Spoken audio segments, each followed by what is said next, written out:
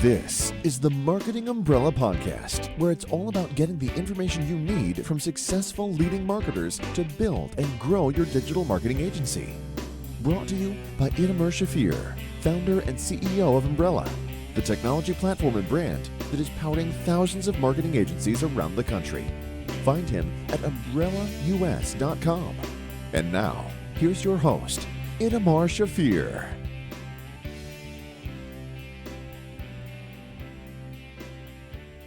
Welcome to the Umbrella Marketing Podcast, where we talk with successful marketing experts about ways to build and grow your digital marketing agency. Our guest today has built several seven-figure online businesses. He's the founder of Maverick 1000 and says he wants to solve 100 of the world's most impactful issues by the year 2900.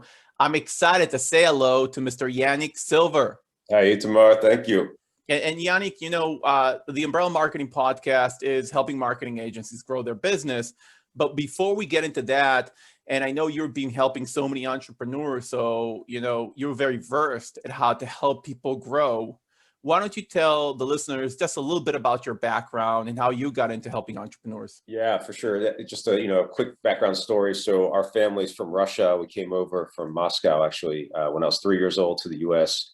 And my dad was working at a hospital center. He came over $256 for me, my mom, my grandmother, and he was working at a hospital center repairing medical equipment. And then on the side, he was repairing medical equipment for some of the doctors in their private offices. And then the administrators found out about it, and he had a choice. And this is kind of like, going for it versus kind of the more safe, secure route. And he actually told me many years later, he's like, I'm glad that my boss was a little bit of a jerk, because I might have stayed with him. So that hospital administrators, gave him that choice of, you have to either stop this or we're going to fire you. And he quit. So he ended up starting his own medical equipment sales and service company.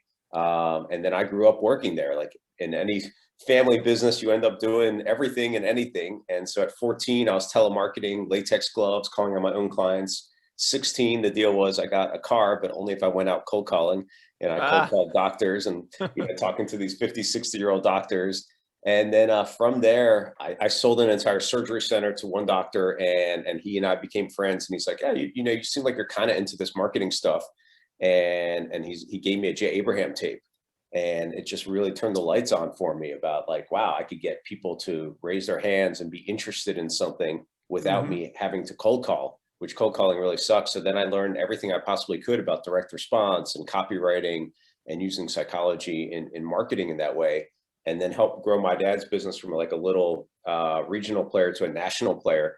I mean, I would give him these ads and he'd look at it. He's like, nobody's going to read all this. and I call my dad Joe. I'm like, Joe, let's just try it. Let's just see what happens. He's like, okay. And then, we get like 1,000% return on investment from selling fetal Dopplers online, or not online, sorry, not even online, then obviously through the fax machine or through mail order and so forth. And selling all sorts of things, like very complicated medical equipment that we could get.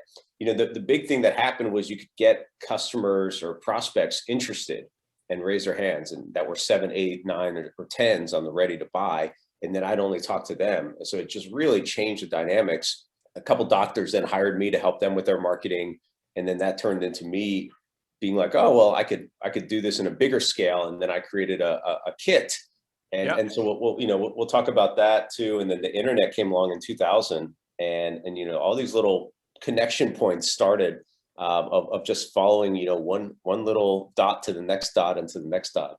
Yeah. So your dad seemed to have, an influence about you becoming an entrepreneur, even though he didn't really push you into becoming an entrepreneur per se, right? Yeah, for sure. And it's an interesting question, like that, always that nurture or nature question, right? Like, are entrepreneurs, made, are they born, are they, developed? And, certainly being in and around it, you see the possibility of it. And that's a big thing. Like if people can't see possibility, then they're not gonna maybe pursue it or don't think that it's for them. And that's the great thing right now is we live in this age of entrepreneurship, really, like, how many side hustles or $100 startups or, all this thing happening. Like there's so many more opportunities than ever to become an entrepreneur and really help, for me, entrepreneurship is about freedom. It's about setting your own course. It's about being able to decide, how do we connect? I always talk about connecting your head, which is your business side, your marketing side, with your heart, which is the impact you want to make in the world. And then even like your highest purpose, like what were you made to do here? Mm-hmm. And that entrepreneurship is really that pathway to it. And so, yeah, my father definitely had that influence of allowing me to see that that's possible, and you can kind of help start making your own course. Right. So you got a very early education, very early exposure to that, and start working, to getting your own car. You were starting working at 16 in marketing. 14. In 14, excuse me. And that's the right path to grow an entrepreneur that at the age of 20 and a bit already makes a lot of money online with their own business, selling kits. And how would you help a person that has been more in the corporate side, been an employee from after college, maybe not through childhood, because that's not really, he can't do that anymore. Now he's really anxious to move into being an independent entrepreneur, and is trying to, but he finds it mentally very, very hard, because at the end of the day, it is hard, building your own business. You have nobody to rely on but yourself. Did you have any tips for those people? Yeah, absolutely. So, again, this is the perfect time. And there's never going to be a perfect time. So many of us are like, well, I'll wait until whatever, the kids are older, or I'll wait until my job is more stable, or I'll wait until, whatever it is. And so we continue making these excuses. But I find that if you put the stake in the ground, you can move towards it. And so for me, that stake in the ground originally was, I was helping a few doctors on the side. So you always have this opportunity on the side, right? Like whatever your main thing is, you can either, watch Netflix and scroll through Instagram or whatever, or you can say, I'm going to do, I don't know, at least one proactive thing a day towards my dreams or towards what I want to move on. And you're going to learn more through, like, the very beginning parts of entrepreneurship are really more about the process. It's less about even the profits. Like, there is an energy that comes when you sell something and you're like, oh my God, it worked. Like, something happened. And that's really, really powerful. But it's really more about the process and showing yourself that something can happen from what isn't the traditional path. And that stake in the ground that I'm talking about, for me, it was selling a kit. So I wanted to sell. So I was helping doctors on the side. I'm like, okay, I could trade my time for money, which is one way, and then we kind of move up the ladder. And I'm like, okay, well, what if I created a course for them? And it was gonna be $900 to help dermatologists get cosmetic patients. And so I had a very specific niche that I was working with, because they were getting crushed by managed care and they wanted more cosmetic patients. And so I put out a little ad in in Dermatologic Surgery News, and which I know is probably in your living room right now. You flip through it every night. It's a very, very riveting kind of publication. And I got 10 doctors to raise their hands and be like, oh yeah, this is interesting. And I had written a letter. It's basically a sales letter, but it was a report. It gave them some good information too about marketing their practice. And it was selling this kit, but I didn't even have the kit done. And it was, fax back to order. And literally every time I'd hear the fax machine in my dad's office, it's like, and I go running over there. And I'm like, oh, it's another order for whatever, I had created for them. And then run back. And then literally on the last day of this deadline, it's like, and I'm like, I got this thing as a $900 order. I was like, yes. And it worked. And then literally I'm like, oh shit, I have to go make this thing. And I sent back a note to the doctor saying, this is going to be republished. We won't charge your card until we get it out for you within 30 days. And I went to work, clocked out at 5 o'clock every day and worked till like 2 o'clock, 3 o'clock in the morning, creating this kit. And that was, that stake in the ground and that energy of selling something. And sometimes, getting someone to say yes. And then then you go and fulfill on it. And then that turned into, a couple $1,000s, then like a $10,000, then $15,000 per month kind of side business. And then I'm like, I told my dad, and it was a very hard decision, because I was going to stay with the company. I was going to grow it. I thought I was going to, he and I talked about me growing it and growing it even bigger. And I'm like, I had this just seed that got bigger and bigger and bigger that turned into me saying, no, I really want to grow my own thing. And then I left my dad's company, and then that became, that mail order company, the mail order publishing company. And then that became the seeds of my internet. Yeah. So that's transitioning from working for somebody and becoming an entrepreneur and having that stake in the ground, quote unquote, dream, a product, whatever you want to do, and moving towards it. What do you do with, you have a marketing agency right now, you're already in business, you have a book of business, and now you need to move to the second phase. You're already an entrepreneur, but you're not doing enough. You're not doing as well as you want to do. How do you grow that agency? What can you do about that? Yeah. So, with the agency, it's going to come down to differentiation for sure. You have to make yourself a choice that other people look at you and they're like, okay, well, this is the perfect choice for me. So how do we do that? One way is niching. And, from when I started way back, it was start with dermatologists, helping them get more cosmetic patients. And then it moved on to plastic surgeons and other cosmetic surgeons, and then others that did elective patients like ophthalmologists who were getting LASIK patients and so forth. So it was in that same vein, but I started with one niche.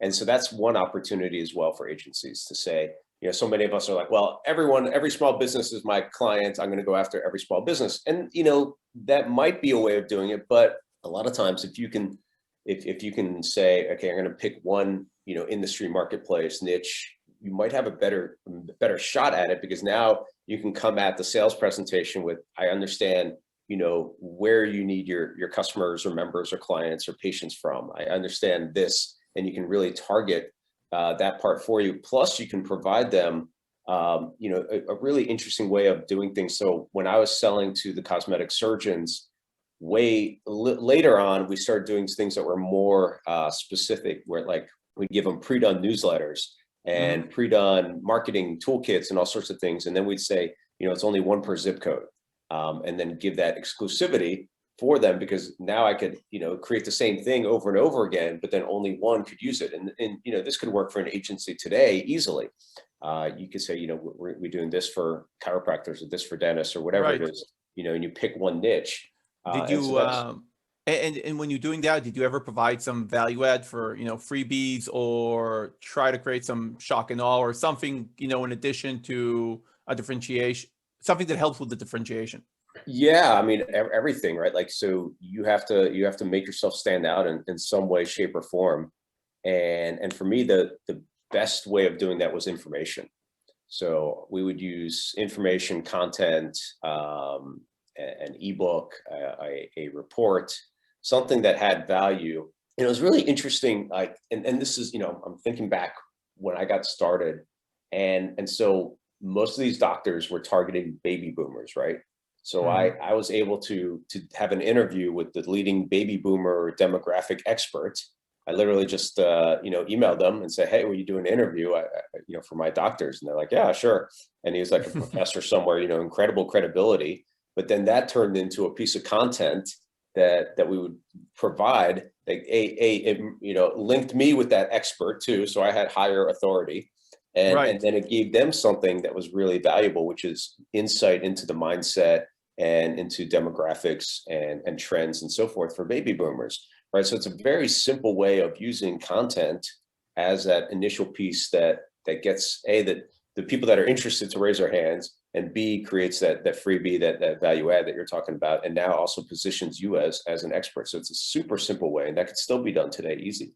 It is, and it's an amazing idea, guys. To boil down what Yannick just said, find a person who is a thought leader or somebody that influences or your community of clients cares about in some way, interview them, and get to a place where you're associated with them. You get some social proof for yourself. They get interesting content, and you start a conversation. That's very, very powerful, Yannick. So we have niche. That's one way. Yep. Another way is, and this is what we talked about last time, which I really think could be great for agencies, is, maybe you do want to serve a lot of different businesses. One niche maybe is not, something. You have to also look a little deeper into your own heart. Like, what is interesting for you? So it's got to be something that you're passionate about and excited by. And so, if it was, I care about serving entrepreneurs in all sorts of small businesses, great. But let's do it in maybe a more strategic way. So maybe we're going to pick 10 categories, and we only serve 2 or 3 clients in each of those 10 categories or something like that. So now, and we also could create a way that they support each other. So maybe you say, okay, we're going to work in one community that has, these 10 categories. And not only are we going to find ways to grow your business or your practice, but we're going to also introduce you to each other. Maybe once a quarter, host even like a wine dinner or some sort of event that brings them together. So you're the hub now of that community or of this community that you're building. And that's the value add. And at the same time, you could do it virtually, if you wanted to, or in person. Like, it works just the same. And so maybe you don't do it in one local community, it could be globally. And you say, here's the 10 categories of businesses that we work with, but we only take on, 3 or 4 at a time of this category and then this category. But then we also bring you together for ways that you can help each other and serve each other. That's amazing. That's amazing. Creating those little communities. I think it's an excellent idea. We talked about doing a wine, a dinner, hosting something in the real world, which is, it's coming back, the real world. But we also we're talking about maybe doing, could be a Zoom, could be a different situation now that everything is remote, right? You can totally do it that way. I mean, we just did one with our Maverick group where we sent everyone wine and had you would like this, Itamar, we called it Maverick Mazel Tov. And so we sent everyone wine, and because we like alliteration with a lot of what we do, so we needed another M word, and then we just had everyone kind of celebrate what was a win for them. So and then after that we raised a glass, said Mazel Tov, and everyone had a little bit of wine tasting, and then it just brought everyone together, and it was just a fun way of doing it. So have some fun with it too. So I believe in, my 3 core values, especially what we do with Maverick. It was originally a $, a happy face, and a heart. And now that $sign became a tree to become growth. But it's really about growth, impact, and joy. So how do you bring that together and bring that into your agency, into everything that you do? And your clients, of course, they want to grow their business, and you have to show them how to do that. But you can also be showing them how to make a greater impact and how to have more fun and, ways of doing that with them, for them, together with them. So if we're talking about that, why don't we talk a little bit about, your evolved business model, which can help agencies create differentiation and also tap into the core values that they care about and maybe want to share with their clients, right? Yeah, absolutely.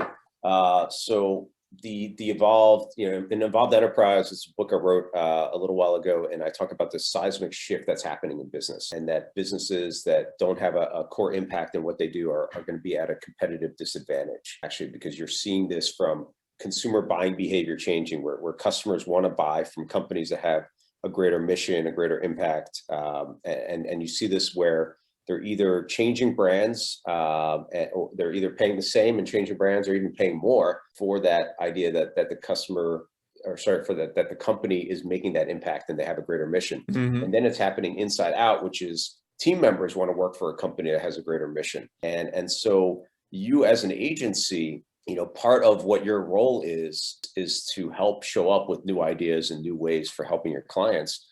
And one of them for sure is being at the forefront of this idea of what I call evolved enterprise. It's also called conscious capitalism, a triple bottom line, for benefit companies, but showing up and saying, okay, let's create a differentiation point for you, Mr. or Mrs. Client, which includes the impact that you're making in the world or your greater mission. And almost all entrepreneurs have that. Like when you start asking them, why did they get in business? And usually it's not even maybe their first answer. You have to maybe dig 3 or 4 or 5 times down. Right. So, but there is a deep why for something that they wanted to either help alleviate or like a pain that they wanted to, to stop, or a group that they wanted to help. Like there's some reason why, now some entrepreneurs are literally just, they saw a marketplace that they thought that they could have that had a field, right? And they go in there, but at some point they find that empty, and then they also are looking for their bigger thing. But most entrepreneurs that you're going to be working with, they have something, and also this can be part of your work, is helping them uncover what was that, and then you can connect their world, like whatever product or service that they have, into that impact that they want to make in the world. And that's, again, that connecting your head, your heart, your higher purpose. And the evolved enterprise, there's a framework with it. And so it starts with you as the entrepreneur or founder. How do you evolve yourself? So you get to know yourself better and understand that.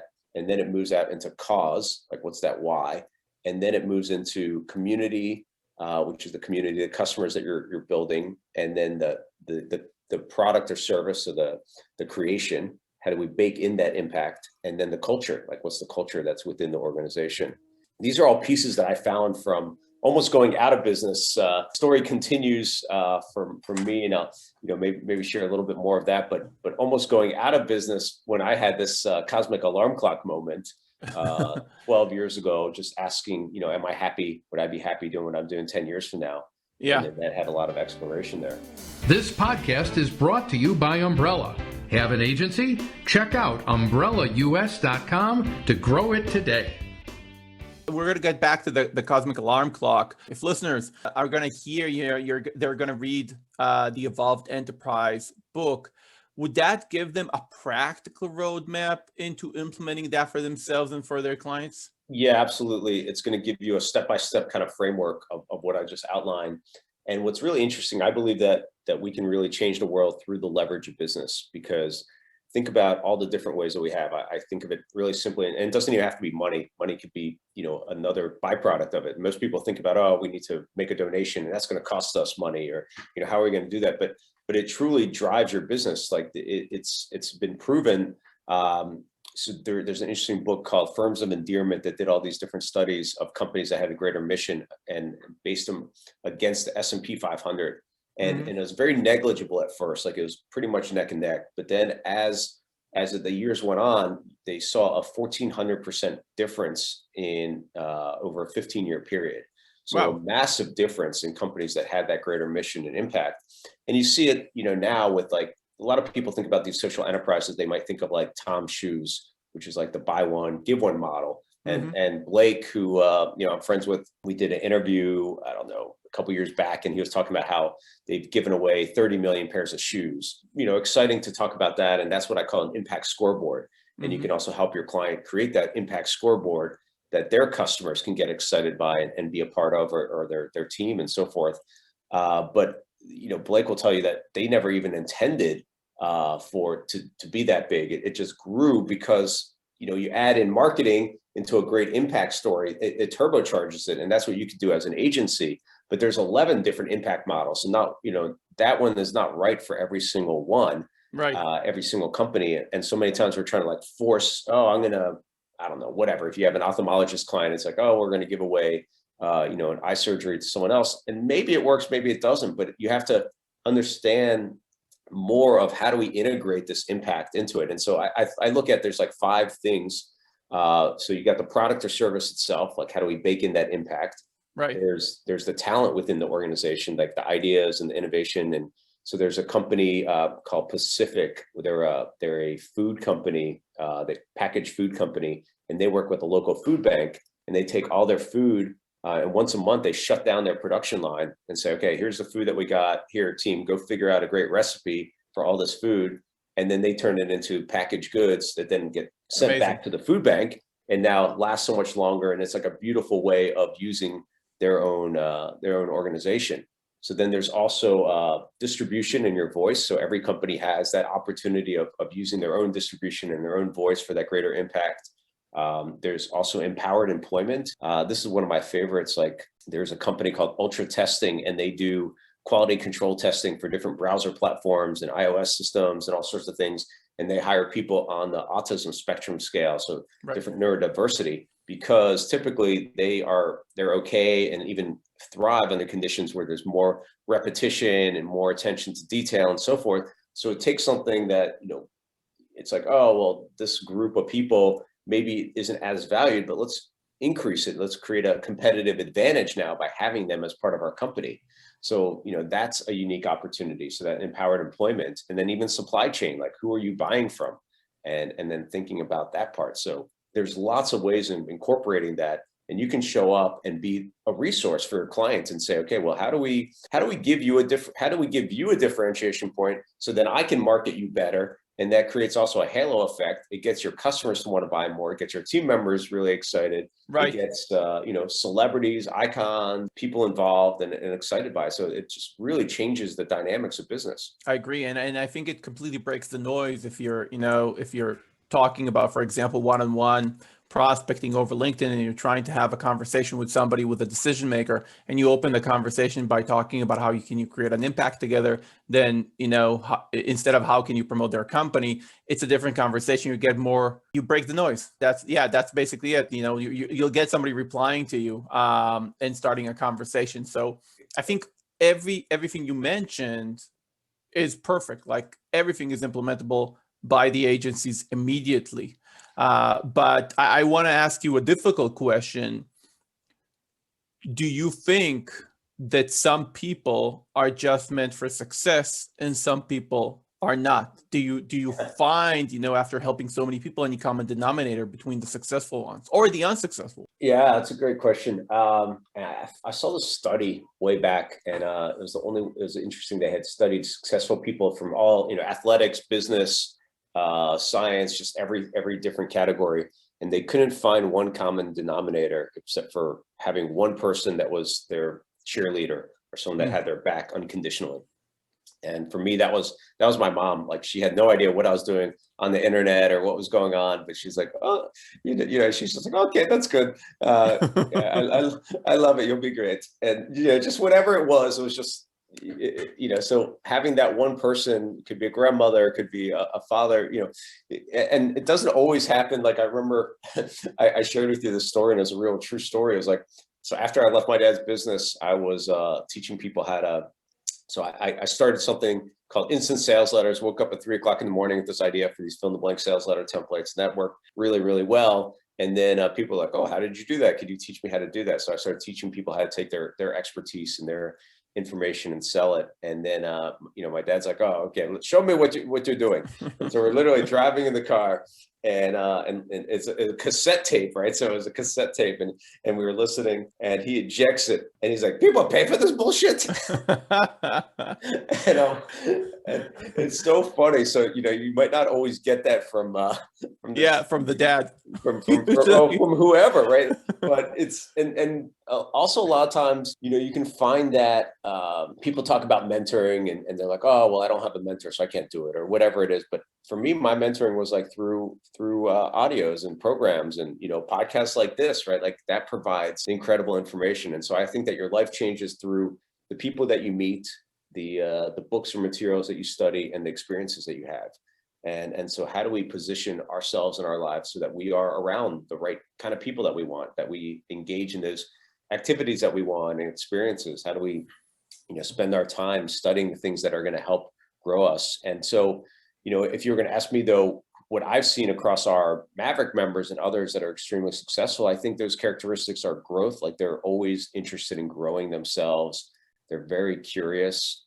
They are, and they're looking for things beyond, maybe not just an expert has them. It's like, they're asking I don't know, a person that they meet, a waiter or waitress. They're very, just curious about everything, like right. How things are run within their own world, or like they can pick up insights from everyone. So that idea of growth and curiosity, also being of service. So I remember I had written the goal to become a millionaire by age 30, and I wrote, I get rich by enriching others 10x to 100x in return for what people pay me. And so that idea of providing value is huge.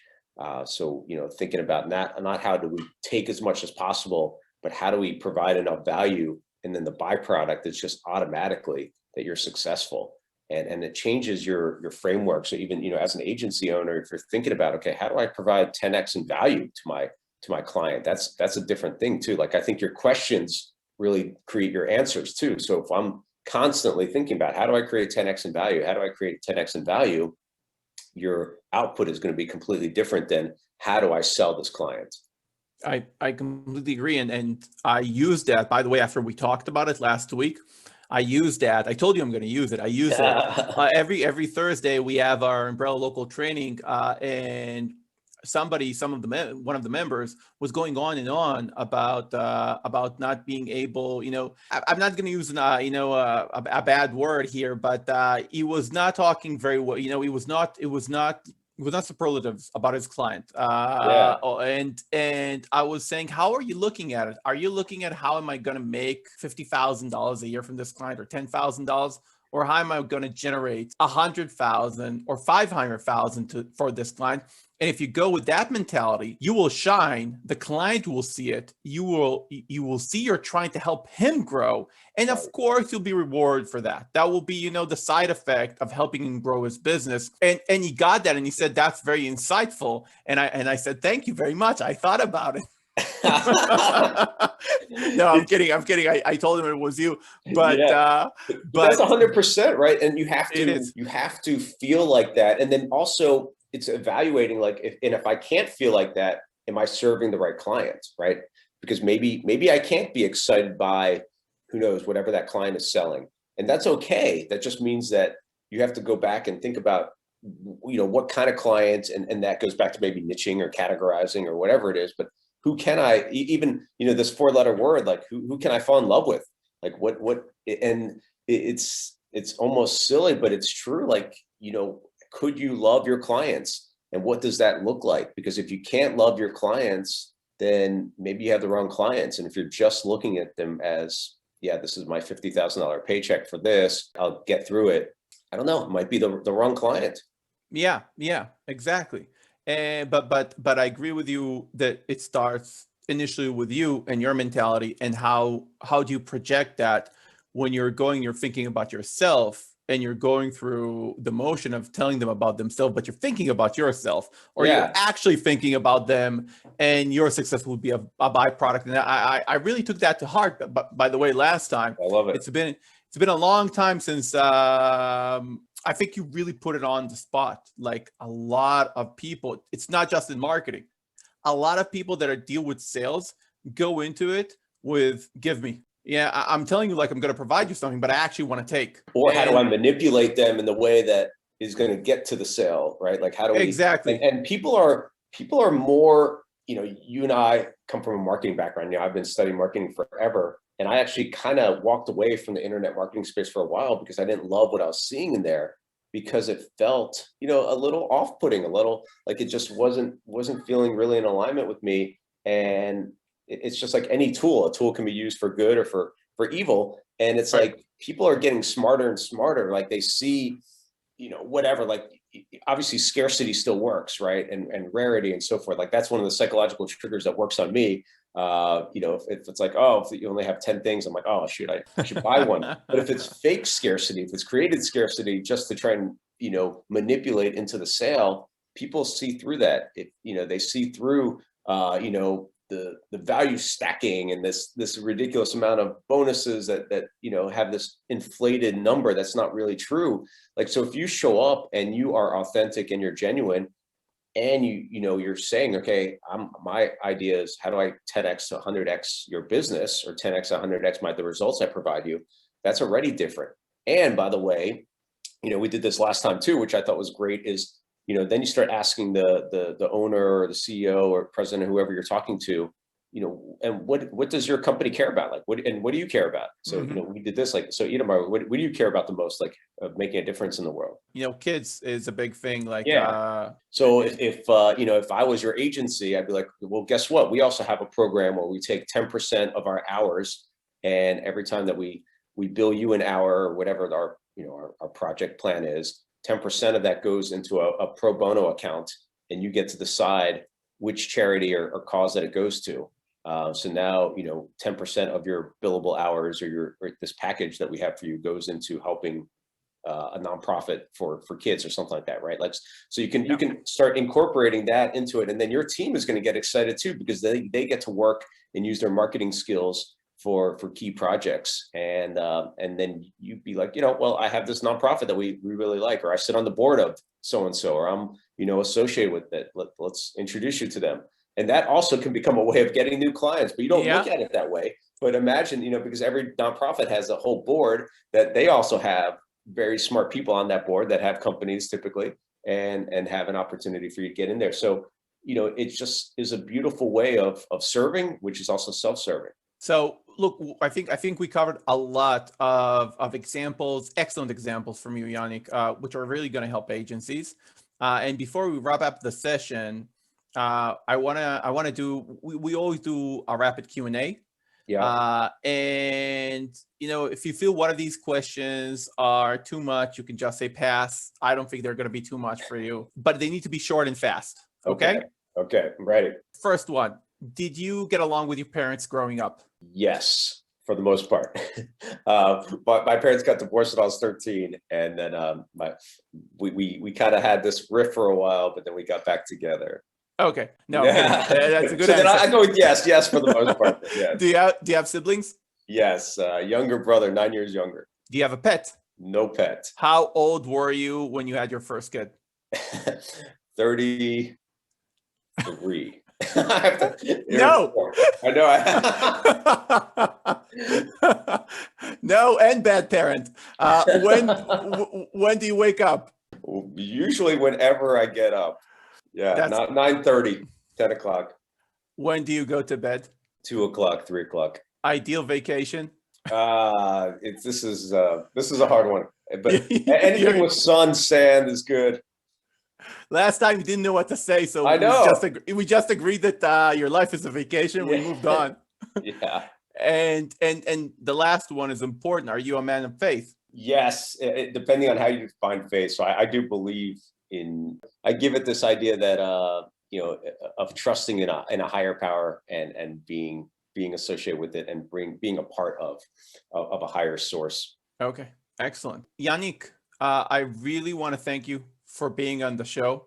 It was wonderful, and you provided amazing ideas and amazing insights. Guys, go get Evolved Enterprise. Go get the Evolved Enterprise book. It's evolveenterprise.com, where you can find it on Amazon.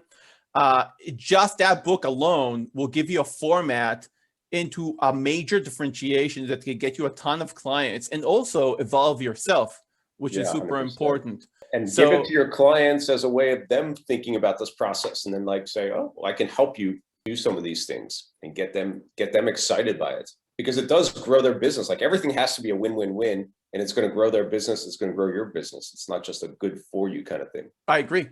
I think it's a major differentiation, and I think it's a good evolution for them and for their clients. Yeah. Yanik, thank you very much. It was awesome. I'm sure the listeners are going to take it to heart and are going to implement a lot of the suggestions you brought in today. Thanks, Itamar. Yeah, it's fun. Appreciate it. Thank you for tuning into another episode of the Marketing Umbrella Podcast, where we provide the information you need from successful leading marketers to build and grow your digital marketing agency. Your host has been Itamar Shafir, founder and CEO of Umbrella, the technology platform and brand that is powering thousands of marketing agencies around the country. Find him at umbrellaus.com.